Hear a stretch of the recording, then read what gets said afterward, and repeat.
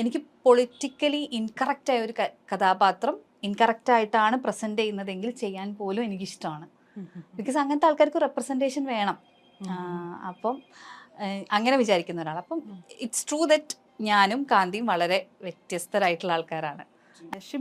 ഞാൻ ഷിബ്ലി ആദ്യമായിട്ട് ഇന്റർവ്യൂ ചെയ്യുന്നത്, ഷിബ്ലിക്ക് ഓർമ്മയുണ്ടായിരിക്കും, മറ്റേ ഫോട്ടോഷൂട്ടിന്റെ സമയത്ത് സ്വിംസ്യൂട്ടിട്ടുള്ള ഫോട്ടോഷൂട്ട്.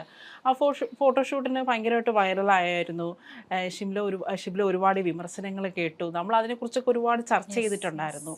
അതിനുശേഷം എപ്പോഴെങ്കിലും ഈ കരിയറിലോ അല്ലെങ്കിൽ പേഴ്സണൽ ലൈഫിലോ ഈ ബോഡി ഇമേജ് അതിനെ ആസ്പദമാക്കി ബോഡി ഇമേജ് കൊണ്ടുള്ള ഇഷ്യൂസ് നേരിട്ടിട്ടുണ്ടായിരുന്നു? ഇല്ല, അങ്ങനെയില്ല. പക്ഷെ ചില ആൾക്കാർക്ക് ഇതെന്താന്ന് മനസ്സിലായിട്ടില്ല എന്ന് എനിക്ക് തോന്നിയിട്ടുണ്ട്. അതായത് ഞാൻ ചെയ്തത് ഒരു ഒരു സ്വിം സൂട്ട് ഔട്ട്ഫിറ്റ് ഷൂട്ട് അല്ലായിരുന്നു. ഞാൻ അന്ന് അനുവിൻ്റെ അടുത്ത് അന്നും പറഞ്ഞിട്ടുണ്ട്. അതായത് നമ്മൾ ഇപ്പോൾ തിങ്സ് ആർ ബെറ്റർ. നമ്മൾ സംസാരിക്കുന്നത് ഒരു 2 years ബാക്ക് 3 years ബാക്ക് ആണ്. അന്ന് എന്നെപ്പോലെ ഞാനൊരു മിഡിൽ സൈസ്ഡ് മനുഷ്യനാണ്. എന്നെപ്പോലെയുള്ള ഒരാൾക്ക് പോലും സ്വിം സൂട്ട്സ് അവൈലബിൾ ആയിരുന്നില്ല. ഞങ്ങളത് വളരെ തിരഞ്ഞു കണ്ടുപിടിച്ചിട്ടാണ് അന്ന് ഒരു സ്വിം സൂട്ട് ഒപ്പിച്ചത്. അതായത് ഇപ്പം എനിക്കപ്പോൾ ഞാൻ സ്വിമ്മിങ്ങിന് പോകണമെങ്കിൽ എന്തിടണം മനസ്സിലായോ? അപ്പം അതായത് അങ്ങനെ ഇപ്പോഴാണല്ലോ, അതായത് എനിക്ക് പ്ലസ് സൈസ് എന്ന് പറയുന്നതിനോടും എനിക്ക് ബേസിക്കലി താല്പര്യമില്ല. അല്ലെങ്കിൽ മിഡിൽ സൈസ് എന്ന് എല്ലാത്തരം മനുഷ്യരും ഉള്ളൊരു ലോകത്ത് എല്ലാവർക്കും എല്ലാ തരത്തിലുള്ള സാധനങ്ങളും അവൈലബിൾ ആയിരിക്കണം. നമുക്ക് ഒക്കേഷണലി ഇടാൻ പറ്റുന്ന ഒരു പാർട്ടി വെയർ ഡ്രസ്സാണെങ്കിലും, സ്വിമ്മിങ്ങിന് പോകാൻ പറ്റുന്ന ഒരു ഡ്രസ്സാണെങ്കിലും, വർക്കൗട്ടിന് പോകാൻ എല്ലാം അവൈലബിൾ ആയിരിക്കണം. ചെറുപ്പത്തിൽ അങ്ങനെ ഈ ബോഡി ഇമേജും ഉണ്ട്, ഫിസിക്കും ഉണ്ട്, ഏതെങ്കിലും രീതിയിലുള്ള ബുള്ളിങ്ങിന് അങ്ങനെ എന്തെങ്കിലും? പിന്നെ ഡെഫിനറ്റ്ലി ഞാൻ അങ്ങനെയാണ് നമ്മൾക്ക് നമ്മളെ തന്നെ വെറുപ്പാവുന്നതും നമ്മളെ ബോഡിയോടൊക്കെ നമ്മൾ അത്രയും ഹെയ്റ്റ് നമുക്ക് ഉണ്ടാവുന്നതും. ഇത് ശരിയല്ല, അത് അങ്ങനെയായിരുന്നെങ്കിൽ, ഇതിങ്ങനെയായിരുന്നെങ്കിൽ, അവിടെ അങ്ങനെ നമുക്ക് തോന്നുന്നത് ഡെഫിനറ്റ്ലി നമുക്കൊരു ദിവസം തോന്നുന്നതല്ല. ആരെങ്കിലും പറയുന്ന ഒരു കമൻ്റെന്നോ അല്ലെങ്കിൽ എവിടെയെങ്കിലും പറയുന്ന ഒരു വാക്കെന്നോ നമുക്ക് കിട്ടുന്ന ആ ഒരു ഹെയ്റ്റ് നിന്നാണ് അത് ഉണ്ടാവുന്നത്. ഞാൻ പറഞ്ഞിട്ടുണ്ട്, ഞാനൊരു ഡിഗ്രിക്കൊക്കെ പഠിക്കുന്ന സമയത്ത് ഞാൻ കുറേ രാത്രികൾ ഇങ്ങനെ കിടന്ന് കരഞ്ഞിട്ടുണ്ട്. ബിക്കോസ് ഞാൻ എല്ലാവരും കഴിക്കുന്നത് പോലെ മാത്രം ഭക്ഷണം കഴിക്കുന്ന ഒരാളായിരുന്നു. ഐ വാസ് നെവർ ഒരു ഓവർ ഫുഡ് കഴിക്കുന്ന ഒരാളേ ആയിരുന്നില്ല. പക്ഷേ നമ്മൾ ഭക്ഷണം കഴിക്കാനിരിക്കുമ്പോൾ ആൾക്കാർ ഇങ്ങനത്തെ കമൻറ്റൊക്കെ പാസ് ചെയ്യും. മതി എന്നിട്ട് പോ, അങ്ങനത്തെ സാധനങ്ങൾ. എനിക്കത് ഭയങ്കര പ്രശ്നമാണ്. ഞാൻ എൻ്റെ വീട്ടിൽ ഇപ്പം എനിക്കറിയാവുന്ന കുറച്ച് സുഹൃത്തുക്കളുണ്ട്. അവർ അത്യാവശ്യം വണ്ണമൊക്കെ ഉള്ള ആൾക്കാരൊക്കെ ഉണ്ട്. അങ്ങനത്തെ പരിപാടികൾ പറഞ്ഞാൽ ഞാൻ ഭയങ്കര സ്റ്റേണായിട്ട് പറയും, അത് പറയരുത് കേട്ടോ. ബിക്കോസ് നമ്മൾ കഴിക്കുമ്പോൾ whatever we are getting that will directly go inside എന്ന് എനിക്ക് തോന്നിയിട്ടുണ്ട്. Because we are intaking something. അപ്പോൾ ആ പറയുന്ന സാധനങ്ങൾ നേരെ അങ്ങ് പോവും, എവിടെയും ഒരു തടയില്ലാതെ. അതെനിക്ക് ഭയങ്കര പ്രശ്നമാണ് തിന്നുന്ന സമയത്ത്. പിന്നെ ഞാൻ ഉപ്പയും കൂടെ പോകുമ്പോൾ ഉപ്പൻ്റെ വൈഫാണോ എന്ന് ചോദിച്ചിട്ടുണ്ട്. ബിക്കോസ് ഉപ്പ ലൈക്ക് മമ്മൂട്ടി മാതിരിയുള്ള ഒരാളാണ്, ഭയങ്കര ഏജ് ഇൻ റിവേഴ്സ് ഗിയർ ഉള്ള ആളും കൂടിയാണ്. ആൻഡ് ഞാൻ ഫുൾ ഹിജാബിലൊക്കെ ആയിരുന്നു. അപ്പോൾ എന്നെ കാണുമ്പോൾ പെട്ടെന്ന് തോന്നിയത് ഉമ്മയോട് സിമിലാരിറ്റി ഉള്ള പോലെ. ഞാൻ ഒരു ദിവസമൊക്കെ ഞാൻ ഉപ്പൊക്കെ എങ്ങനെ റിയാക്ട് ചെയ്യേണ്ടതെന്ന് അറിയില്ല, ഭയങ്കര ഓക്വേർഡായിരുന്നു. അത് കഴിഞ്ഞിട്ട് ഞാൻ പോയിരുന്നിട്ട് ഞാൻ കുറേ കരഞ്ഞിട്ടുണ്ട്. പിന്നെ എല്ലാത്തിനെയും നമ്മൾ ഇതുമായിട്ട് കണക്ട് ചെയ്യാൻ തുടങ്ങും. ഇതുകൊണ്ടാണോ അവർ നമ്മളടുത്ത് ഇങ്ങനെ നിൽക്കുന്നത്, ഇതുകൊണ്ടാണോ നമ്മളിങ്ങനെ ആവുന്നത്, ഇതുകൊണ്ടാണോ നമ്മളിവർ ഇങ്ങനെ ആക്കുന്നത്, ഇതുകൊണ്ടാണോ നമ്മൾ ടേക്കൺ ഫോർ ഗ്രാൻഡഡ് ആക്കുന്നത്. അങ്ങനെ എല്ലാം നമ്മൾ ഇതുമായിട്ട് റിലേറ്റ് ചെയ്യും. അത് അത്തരത്തിലൊരു വളരെയധികം ഓർത്തഡോക്സ് ആയിട്ടുള്ള ഒരു ഡ്രസ്സിങ് ഇന്ന് ഇപ്പോൾ വളരെ കാഷ്വലായിട്ട് എന്ത് ഡ്രസ്സും ധരിക്കുന്നു. മാത്രമല്ല വിവാഹം കഴിച്ചത് തന്നെ അന്യമതത്തിലൊരാളെയാണ്. അപ്പം സ്വാഭാവികമായിട്ടും സമുദായത്തിൽ നിന്ന് വലിയൊരു ഇഷ്യൂസൊക്കെ ഇപ്പോഴും അത്തരം ഇഷ്യൂസ് നേരിടുന്നുണ്ടോ? അത് ആ സമയത്ത് ആ കല്യാണം നടന്നു, അത് അപ്പോഴല്ലാതെ കൊണ്ട് ഒതുക്കി തീർത്തു, ഇപ്പോഴും അതിൻ്റെയൊക്കെ ഒരു ട്രോമ ഇപ്പോഴും ഉണ്ടോ? ബേസിക്കലി ഈ പറഞ്ഞതുപോലെ ഞാൻ 7ാം ക്ലാസ് വരെ മദ്രസിൽ പഠിച്ച ഒരാളാണ്. അപ്പം എനിക്ക് തോന്നാണ്ട് റിലീജിയസ് സ്റ്റഡീസൊക്കെ നമ്മൾ കുറച്ചൊരു പ്രായത്തിട്ട് നമ്മൾ ചൂസ് ചെയ്തൊക്കെ പഠിക്കണം. ഇല്ലെങ്കിൽ നമുക്ക് എല്ലാ മതവും ഇൻട്രൊഡ്യൂസ് ചെയ്യാൻ പറ്റണം. ഐ മീൻ ലൈക്ക് ഞാൻ പറയുന്നത്, എനിക്കിപ്പോൾ ക്രിസ്ത്യാനിറ്റിയെ പറ്റി ഒന്നും അറിയില്ല. ഞാനൊരു സ്കൂളിൽ പഠിച്ച സമയത്ത് ഒരു സെൻറ്റ് ജമാസ് സ്കൂളിൽ പഠിച്ചതുകൊണ്ട് I know the basics, like the basics അറിയാം. എല്ലാ ഓപ്ഷൻസും തന്നാലാണല്ലോ എനിക്ക് എന്ത് വേണം എന്ന് എനിക്ക് ചൂസ് ചെയ്യാൻ പറ്റുന്നത്. ഞാൻ ഒരു മുസ്ലിം ആയത് because I M born in a Muslim family. എനിക്കിഷ്ടമാണ് അതിൻ്റെ കൾച്ചറും അതിൻ്റെ എല്ലാ കാര്യങ്ങളും എനിക്കിഷ്ടമാണ്.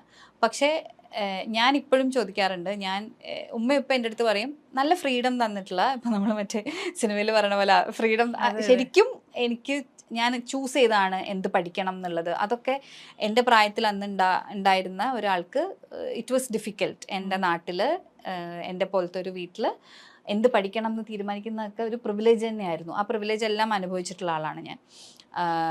എല്ലാ തരത്തിലും എനിക്ക് ഈ പറഞ്ഞതുപോലെ ഇപ്പോൾ സ്കൂൾ കഴിഞ്ഞാൽ വേറെ എവിടെയെങ്കിലും പോകാനൊന്നും അന്ന് അങ്ങനത്തെ എന്താ പറയുക ഓപ്ഷൻസോ പോസിബിലിറ്റീസോ ഒന്നും ഇല്ല. പക്ഷെ I use to go hang around with my friends and come back by 6-7 o'clock.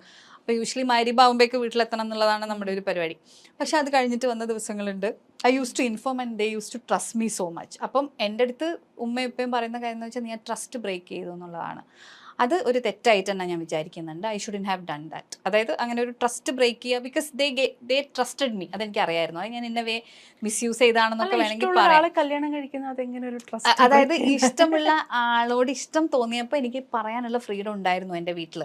പക്ഷെ എനിക്ക് അറിയായിരുന്നു പറഞ്ഞാൽ എന്താ സംഭവിക്കാന്ന്. ബിക്കോസ് അൾട്ടിമേറ്റ്ലി അവർക്ക് മതം ഒരു പ്രശ്നം തന്നെയാണ്. ഇപ്പോഴും ഉമ്മ എന്നെ വിളിച്ചിട്ട് ചോദിക്കും, എന്താണ് നെയിൽ പോളിഷൊക്കെ ഇട്ട് എങ്ങനെയാണ് നിസ്കരിക്കുക, ഒന്നും എടുക്കാൻ പറ്റൂലല്ലോ, പിന്നെ എന്താണ് ഷോർട്സ് ഒക്കെ ഇട്ടിട്ടാണ് ഫോട്ടോ ഒക്കെ എടുക്കുന്നത് എന്നൊക്കെ ഉമ്മ വിളിച്ച് ചോദിക്കും. ഉമ്മക്ക് അതൊക്കെ പ്രശ്നമാണ്. അതേപോലെ കഴിഞ്ഞ ദിവസം ഞാൻ ഹസ്ബൻഡിൻ്റെ കൂടെ അമ്പലത്തിൽ പോയൊരു ഫോട്ടോ എനിക്കിങ്ങനെ സ്ക്രീൻഷോട്ട് അയച്ചു തന്നിട്ട് ഇത് സിനിമയുടെ ഭാഗമാണോ എന്നോട് ചോദിച്ചിരുന്നു. അതൊക്കെ അവർക്ക് ഇപ്പോഴും ബുദ്ധിമുട്ടാണ്. അപ്പം എന്നെ സംബന്ധിച്ച് ഞാൻ ഇപ്പോൾ ഒരു എനർജിയിൽ വിശ്വസിക്കുന്നുണ്ട്. ആ എനർജി എനിക്ക് ഭയങ്കര ഇമ്പോർട്ടൻ്റ് ആണ്. ഞാൻ ആ എനർജിയായിട്ട് കമ്മ്യൂണിക്കേറ്റ് ചെയ്യുന്നുണ്ട് എന്നതല്ലാതെ ഞാനൊരു പർട്ടിക്കുലർ റിലീജിയൻ്റെ ഭാഗമൊന്നുമല്ല. എനിക്ക് പല മതങ്ങളിൽ നിന്നും പല സാധനങ്ങൾ എനിക്കിഷ്ടമാണ്. ഈവനിങ് പ്രെയർ അല്ലെങ്കിൽ ഡിന്നറൊക്കെ ഒരുമിച്ച് ചെയ്യുന്ന ക്രിസ്ത്യൻസിൻ്റെ ഒരു ശീലമാണെന്ന് കേട്ടിട്ടുണ്ട്. ഞാൻ അത് അപ്ലൈ ചെയ്യാൻ മാക്സിമം ശ്രമിക്കാറുണ്ട്. ഒരു നേരം ഫോണൊക്കെ മാറ്റി വെച്ച് ഒരുമിച്ചിരുന്ന് ഭക്ഷണം കഴിക്കുന്നത്, ഒരുമിച്ചിരുന്ന് പ്രാർത്ഥിക്കുന്നതും. വീറ് സ്കൂളിൽ പഠിച്ചൊരു പ്രെയർ ഉണ്ട്, അത് ഞങ്ങൾ ഒരുമിച്ച് ചൊല്ലിയിട്ടാണ് ഞങ്ങൾ ഭക്ഷണം കഴിക്കുക. അപ്പം അങ്ങനെ ബേസിക്കായിട്ട് എനിക്ക് ഇഷ്ടമുള്ള ചില കാര്യങ്ങളൊക്കെ എല്ലായിടത്തും പിക്ക് ചെയ്ത് ചെയ്യുന്നതല്ലാതെ എനിക്കങ്ങനെ ഒരു മതം അങ്ങനെ ഒരു കാര്യമില്ല. പിന്നെ എൻ്റെ അടുത്ത് പറയും ആ ട്രസ്റ്റ് ബ്രേക്ക് ചെയ്താണ് പ്രശ്നം. പക്ഷെ എൻ്റെതിന് ശേഷം എൻ്റെ കുടുംബത്തിൽ നടന്ന എല്ലാ കല്യാണങ്ങളും ലവ് മാരേജസ് ആയിരുന്നു. പക്ഷെ അതിലെല്ലാം മതം സെയിം ആയിരുന്നു. അപ്പം ഞാൻ പറയും എന്നെ അത് പറഞ്ഞിട്ട് നിങ്ങൾ പറ്റിക്കരുത്. ബിക്കോസ് പ്രണയം എന്നുള്ളതല്ലായിരുന്നു അവിടെ പ്രശ്നം. റിലീജിയൻ തന്നെ ആയിരുന്നു. പക്ഷെ എനിക്കതുകൊണ്ട് അങ്ങനെ എനിക്കൊരു ബുദ്ധിമുട്ടൊന്നും ഉണ്ടായിട്ടില്ല. The only thing is that എനിക്ക് തോന്നുന്ന സമയത്ത് അവരുടെ അടുത്ത് പോകാനും അവർക്ക് തോന്നുന്ന സമയത്ത് എൻ്റെ അടുത്തേക്ക് വരാനും പറ്റാത്തൊരു സിറ്റുവേഷനാണ് എന്നുള്ളതാണ്. പക്ഷെ ഞങ്ങൾ വല്ലപ്പോഴും ഒക്കെ വിളിക്കാറൊക്കെ ഉണ്ട്. ഇപ്പോൾ പറഞ്ഞല്ലോ, ഇപ്പം അമ്പലത്തിൽ പോയി തൊഴുകാറുണ്ട്, പള്ളിയിൽ നിസ്കരിക്കാറുണ്ട്. ഞാനും അങ്ങനെ ചെയ്യുന്നൊരു കൂട്ടത്തില്ല. അമ്പലത്തിൽ പോയി തൊഴുവും, അതുപോലെ തന്നെ പള്ളിയിൽ പോയി പ്രാർത്ഥിക്കും. വെറുതെ ഇങ്ങനെ കണ്ണോടച്ചിങ്ങനെ പ്രാർത്ഥിക്കും. അവിടുത്തെ കാര്യങ്ങളൊന്നും എനിക്ക് പിടിയില്ല. അപ്പം സ്വാഭാവികമായിട്ടും ഈ അമ്പലത്തിൽ പോയി തൊഴുമ്പോഴും ഈ നിസ്കരിക്കുമ്പോഴൊക്കെ ഈ ഒരു എനർജിയെ കുറിച്ച് പറഞ്ഞല്ലോ. ആ ഒരു നിസ്കരിക്കപ്പോൾ കിട്ടുന്ന ആ ഒരു എനർജി, അത് അമ്പലത്തിൽ പോയി തൊഴുമ്പോൾ അവിടുത്തെ ഈ മണിയടി ശബ്ദമൊക്കെ കേൾക്കുമ്പോൾ ആ പ്രാർത്ഥനകളൊക്കെ ചൊല്ലുമ്പോൾ ആ സെയിം വൈബ്രേഷൻ കിട്ടുന്നുണ്ടോ? ഡിഫറെൻ്റ് ആണ്. It's actually different. ഞാൻ ഉംറക്ക് പോയിട്ടുണ്ടായിരുന്നു സൗദിയിൽ. അപ്പം ഞാൻ ഭയങ്കര ഒരു ക്രിറ്റിസൈസിങ് മെൻറ്റാലിറ്റിയിലാണ് പോയത്. Because I was too young. എനിക്ക് തോന്നുന്നു ഡിഗ്രി ഫസ്റ്റ് ഇയറോ ഒക്കെ ആയിട്ടേ ഉണ്ടായിരുന്നുള്ളൂ. അപ്പം എനിക്കങ്ങനെ ഞാൻ ഒരു റിലീജിയസ് റിച്വലിന് പോയതിനെക്കാട്ടിലും സൗദി കാണാം, മെക്ക കാണാം, കഅബ കാണാം എന്നൊക്കെയുള്ള ഇൻട്രസ്റ്റിലാണ് പോയത്. പക്ഷേ നമ്മൾ ആ കഅബയിൽ എത്തുമ്പോൾ there is N energy that നമ്മൾ അറിയാണ്ട് കണ്ണൊക്കെ നിറഞ്ഞു പോകുന്ന പോലത്തെ ഒരു റിഫ്രഷിങ് ഒരു സാധനമുണ്ട്. എനിക്ക് അമ്പലം ഇതുപോലെ ഭയങ്കര പീസ്ഫുള്ളായിട്ട് തോന്നിയിട്ടുണ്ട് എനിക്ക്. ഈ വിളക്കും അതിൻ്റെ ഒരു ഇതും മണിയുടെ ശബ്ദമൊക്കെ ഡിഫറെൻ്റ് ആണ്. ഓഫ് കോഴ്സ് ദ എനർജീസ് എനിക്ക് ഫീൽ ചെയ്യുന്ന എനർജി ഡിഫറെൻ്റ് ആണ്. പക്ഷെ രണ്ടും എനിക്ക് പീസ് തരുന്നുണ്ട് എന്നുള്ളത് സത്യമാണ്. ഇപ്പം മോനുണ്ട്. അപ്പോൾ മോൻ ഏതെങ്കിലും ഒരു പർട്ടിക്കുലർ റിലീജിയനിൽ വിശ്വസിച്ച് ആ രീതിയിലാണോ അവനെ ഗ്രൂം ചെയ്തെടുക്കുന്നത്? ഇല്ല, അവൻ വന്ന് ചോദിക്കാറുണ്ട് എൻ്റെ റിലീജിയൻ ഏതാന്ന് ചോദിച്ചു. അപ്പം ഞാൻ പറഞ്ഞു ഹ്യൂമൻ ആണെന്ന് പറയണേ, വേറെ ഇല്ലാന്ന് പറയണം എന്ന് പറഞ്ഞു. അപ്പോൾ ഹിന്ദു, ക്രിസ്ത്യൻ, മുസ്ലിം അങ്ങനെ ഇല്ലേ? അപ്പം ഞാൻ പറഞ്ഞു അത് മാത്രമല്ല മോനു, വേറെയും ഒരുപാട് റിലീജിയൻസ് ഉണ്ട്. അപ്പം അതിനെപ്പറ്റി ഫസ്റ്റ് പഠിച്ചിട്ട് if you want follow something you can follow എന്ന് പറയാറുണ്ട്. ഇപ്പോൾ പല നടിമാരും ഞാൻ ഇന്റർവ്യൂ ചെയ്യപ്പോൾ ഇതേ കാര്യം തന്നെയാണ് പറഞ്ഞിട്ടുള്ളത്. കാരണം ഈ സെൽഫ് ഡൗട്ട് വരും, ഇൻഡസ്ട്രിയിൽ തന്നെ നിൽക്കണോ, കാരണം അവരുടെ ആ ഒരു പൊട്ടൻഷ്യൽ അനുസരിച്ചുള്ള വർക്ക് കിട്ടാതെ വരുമ്പോൾ എല്ലാവരും ചെറിയ തോതിലൊരു ഫ്രസ്ട്രേറ്റഡ് ആവും. അപ്പോഴാണ് നമ്മൾ ഈ ഹേമ കമ്മിറ്റി റിപ്പോർട്ടിൽ ഒരു പ്രധാനപ്പെട്ട ഒരു കാര്യം അതിനകത്ത് പറഞ്ഞിട്ടുള്ളത്. അതായത് ഈ പല നടിമാരും അഡ്ജസ്റ്റ് ചെയ്ത് കൊടുത്തിട്ടാണ് അവർക്ക് റോളുകൾ കിട്ടുന്നത് എന്നുള്ളൊരു, അതിനകത്ത് അങ്ങനെ ഒരു പ്രധാനപ്പെട്ട ഒരു കാര്യം ഉണ്ടായിരുന്നു. അത് കേരളത്തിൽ വലിയ രീതിയിൽ ചർച്ചയായിട്ടുണ്ടായിരുന്നു. ശരിക്കും മലയാള സിനിമ ഇൻഡസ്ട്രിയിൽ കാസ്റ്റിംഗ് കൗച്ച് ഉണ്ടോ? ഒട്ടും ഇല്ലാതെ അങ്ങനെ ഒരു കാര്യം വരില്ല. ഇപ്പം ഞാൻ ഇൻ ദ ബിഗിനിങ് സ്റ്റേജ്, അതായത് അക്കക്ഷി അമ്മണിപ്പിള്ളയ്ക്ക് മുന്നേ ഞാൻ സിനിമകൾ ചെയ്തിട്ടുണ്ട്, ചെറിയ കഥാപാത്രങ്ങൾ ചെയ്തിട്ടുണ്ട്. ആ സമയത്ത് എനിക്ക് ഇങ്ങനെ കുറച്ച് ദുരനുഭവങ്ങൾ ഉണ്ടായിരുന്നു. ആ സമയത്ത് സിനിമയെ വിചാരിച്ചിരുന്നതേ അങ്ങനെയാണ്.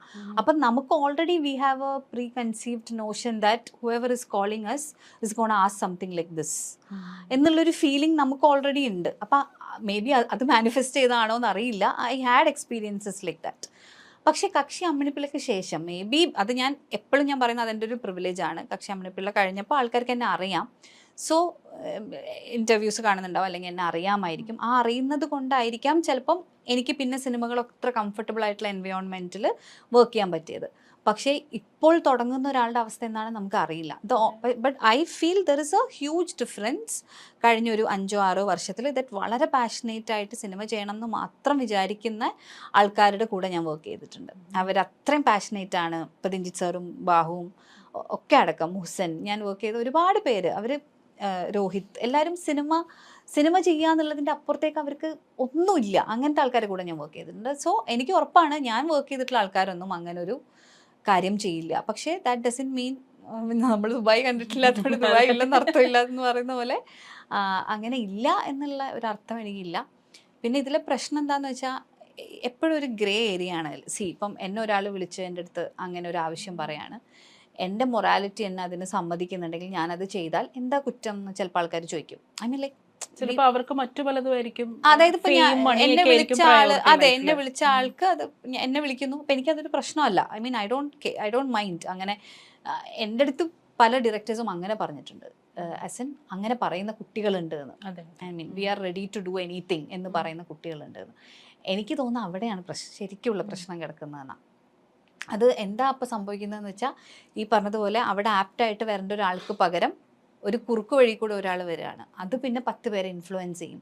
10 പേര് ഇൻഡസ്ട്രി ഇങ്ങനെയാണെന്ന് വിചാരിക്കും. ആ 10 പേരും ഇങ്ങനെയാണ് സിനിമയിലേക്ക് വരിക. അപ്പോൾ അങ്ങനെ ഒരു അവൈലബിലിറ്റി ഉണ്ടാകുമ്പോൾ ടാലൻറ്റ് മാത്രം നോക്കി ചിലപ്പോൾ ഒരാൾ കാസ്റ്റ് ചെയ്യില്ല. That is very dangerous. അപ്പോൾ അതൊരു സീരിയസ് ഒരു പ്രശ്നമാണ്. ഇറ്റ് ഇസ് നോട്ട് ലൈക്ക് എൻ്റെ ബോഡി അല്ല എനിക്ക് എന്തും ചെയ്യാമല്ലോ. No, you are actually showing a very wrong example to the people who are passionately working on their craft. അപ്പോൾ അത് റോങ് തന്നെയാണ്. യു കാൺ സേ ലൈക്ക് അത് ഞങ്ങൾക്ക് രണ്ടുപേർക്കും ഓക്കെ ആയിരുന്നു. No, that's not the right way. നമ്മൾ എന്തെങ്കിലും ജോലി കിട്ടാൻ വേണ്ടി എന്താ നമ്മൾ ചെയ്യുന്ന, എക്സാം എഴുതും, അതുപോലെ ഓഡിഷൻ ചെയ്യണം. ഓഡിഷനിൽ നിന്ന് നമ്മൾ സിനിമയിലേക്ക് വരണം.